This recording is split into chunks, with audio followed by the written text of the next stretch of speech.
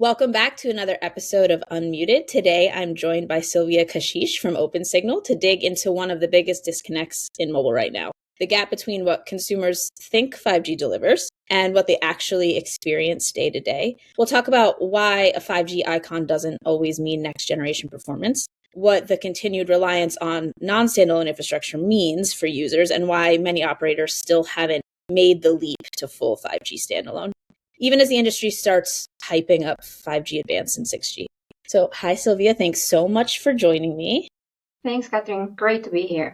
So let's start with this 5G icon on consumers' phone. When they see this icon, they assume next-gen performance, right? But that's not often the reality. At least that's your experience in London. From Opensignal's data, how big is the gap between this perceived 5G availability and actual 5G experience? It's actually a great question and something that I bore on my friends that are not telco experts with. Because when you see the 5G icon on your phone, it actually doesn't mean you have 5G service. That means you're within the reach of 5G network that can be really far away. So I had this challenge on my own with my providers. I could see a 5G icon on my phone. So I'd assume, yes, I should have amazing performance. I should have download, upload, latency, low latency, and have actual coverage at all times. But when I dug into it and I have the privilege of being in the telco industry and knowing what I'm talking to my provider, I actually found out that I am not served by 5G at all. There's no 5G anywhere near me. I'm actually served by 4G mast that has a very limited spectrum bandwidth, only 20 megahertz, which means in 18 megahertz spectrum bandwidth, for those that would know telco, is that not the best for providing very good speed. It's more of a kind of mid coverage band. So what it means, I'm not going to get the 5G experience at all. So when you see 5G icon, that means somewhere far, far away, there might be 5G mast, but it doesn't mean it translates into 5G-like experience. So at Opensignal, it's so important to us to measure actual user experience. So we have different type of metrics that we try to explain what is that end users get. So 5G availability, and we introduced this recently, is showing users whenever they're within 5G signal coverage. It doesn't matter whether they're connected or not connected. It means that there's somewhere that there's 5G coverage. Time on 5G, that's the metric that we use to actually say what proportion of time users are actively using 5G. Because quite often during the sessions, that's how operators set up the networks. When you do something that's not that intensive in terms of, you're just browsing, you don't need 5G, right? So the 5G is not going to be switched on. So that's an important distinction. And then when you bring in 5G standalone, and I think that was part of your question into that, it's even more complicated because 5G standalone obviously doesn't rely on 4G core. So that's why 5G can go down on 4G because of the non-standalone nature of it. With 5G standalone, what we see is that only, at least in the UK, 90% of populated locations have 5G standalone. And then 61% of locations, again, populated, that doesn't mean as population coverage. That's the metric that operators use. We're saying those locations that people actually live in, work, and so on. That's 61% being covered by at least one operator in the UK. And the rest is 4G. And then only 1%, what we see is actually on 2G and 3G. And why is it important? Because we have a lot of network sunsetting happening. So if you don't have a phone that have voice over LTE enabled, and you're within this 1% of coverage, you won't be able to make a phone call. You won't be able to do that. And that's so important. And we see lots of gaps in the perceived experience and so on. And then when you actually think about, like, for instance, commuting or moving in between, that quite often going in and out from locations, that's when you will drop out of the coverage because the handover is quite tricky.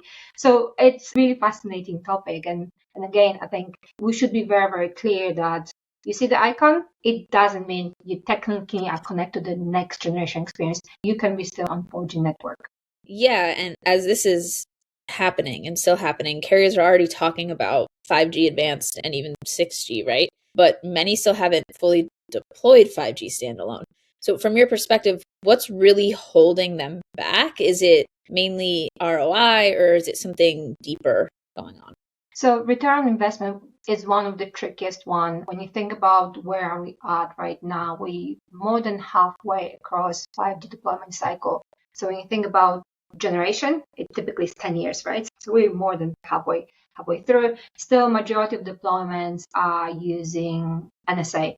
So they're not the so-called true 5G. So when 5G was being designed, it was designed in this little triangle. When one was enhanced mobile broadband, one was a critical IoT, and the other one was massive IoT. So there's three different things that we're trying to achieve in there. So we achieved the superior bandwidth, so you can see really high fast speeds, but the latency angle, we're still getting there, and that's important. The industry cases, enterprise use case, and we're seeing some of that is still we're getting there, but we're not fully there. And in terms of the massive IoT, that's again deploying IoT at scale. Still, we're not fully there. In theory, we should be getting, we're seeing some signals as well. Mm-hmm. But what is really important is 5G brings also more energy efficiency, and that's really key, as we know, it's important. And our data actually shows that users do experience lower latency. So 20 to 30% lower latency on standalone versus non-standalone. And that means that the gaming experience is better, the consistency is better, and so on. So it is important in terms of experience, but what we have seen actually is a bit of a poster child experience is fixed wireless access. So even though it was not designed from the beginning, fixed wireless access, the main use case for 5G, we've seen that carriers are very much being successful, especially in the US, in India as well. In some of the markets, there's still latent demand for connectivity. Fixed wireless access came in and is a poster chart for 5G. So it can actually use operators can actually monetize 5G like that. And there are still early signals. We've seen operators doing network slicing, for instance, in Singapore, when there is F1 race, you can purchase a slice that gives you access to network, making sure that you are able to connect when you're in congested area and so on. So there are some use cases, but I think the question is where we are, it is costly and operators are moving slowly because of CapEx, because of return investment. Yeah, absolutely. And beyond kind of measuring the gaming experience and things like that, which I know Opensignal does, you also look at metrics like time on 5G and within 5G coverage, things you sort of mentioned in your first answer. How do these measurements help cut through some of the marketing claims about 5G and show what users are actually experiencing? Yeah, so time on 5G, when you actually look at some, I don't have the figures in front of me, but quite often the marketing claim would be we have the best 5G coverage.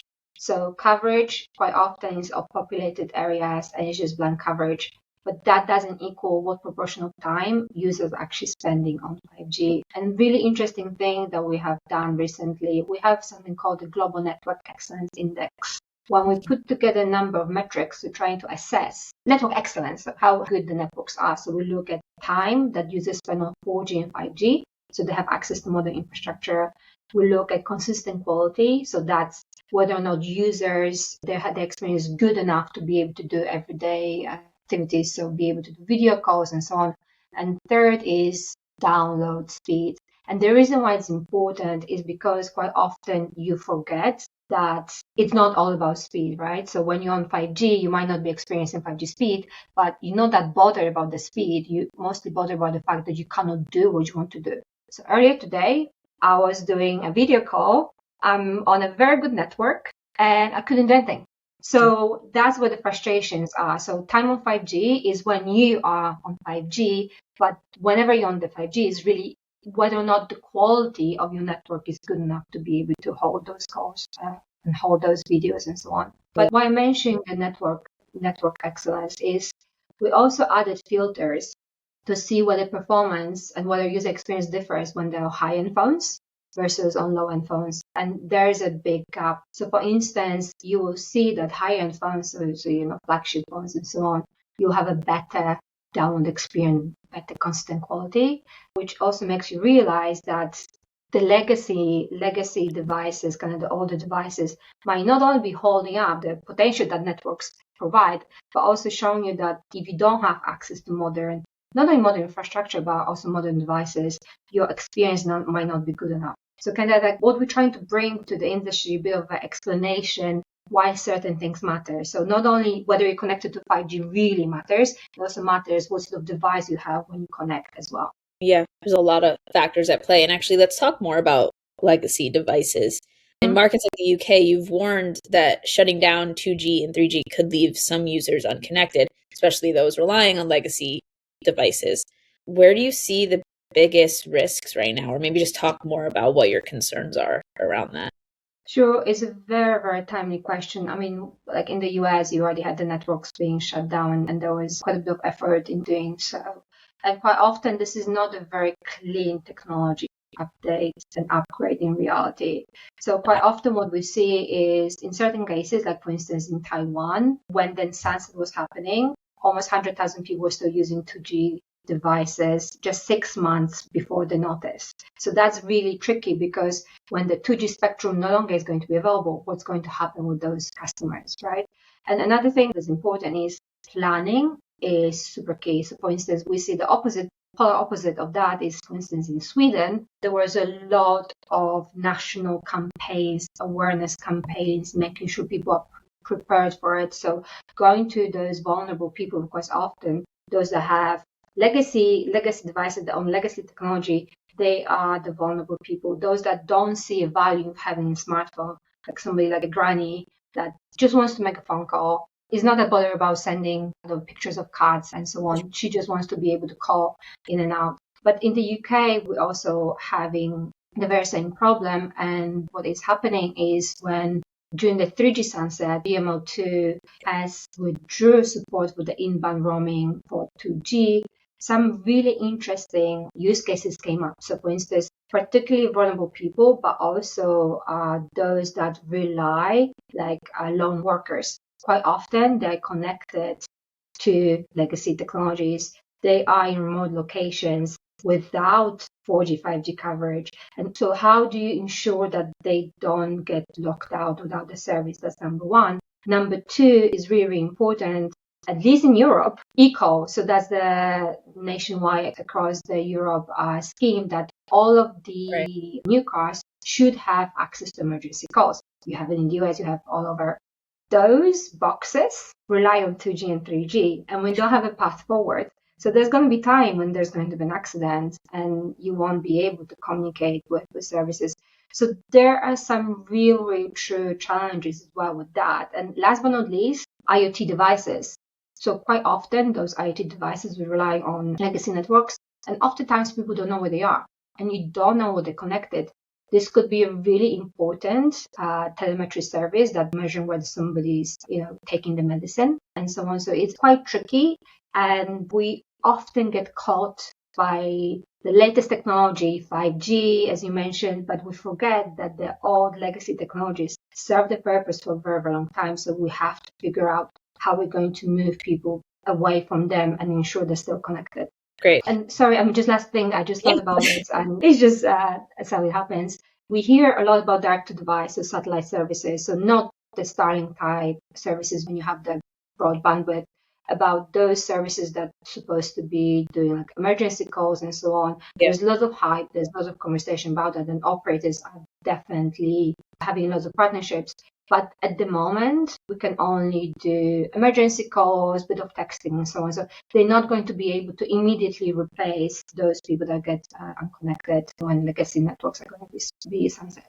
I'm glad you added that because it was actually my last question was about direct-to-device satellite. But we are basically at time, so I'm glad you sort of slipped that in there.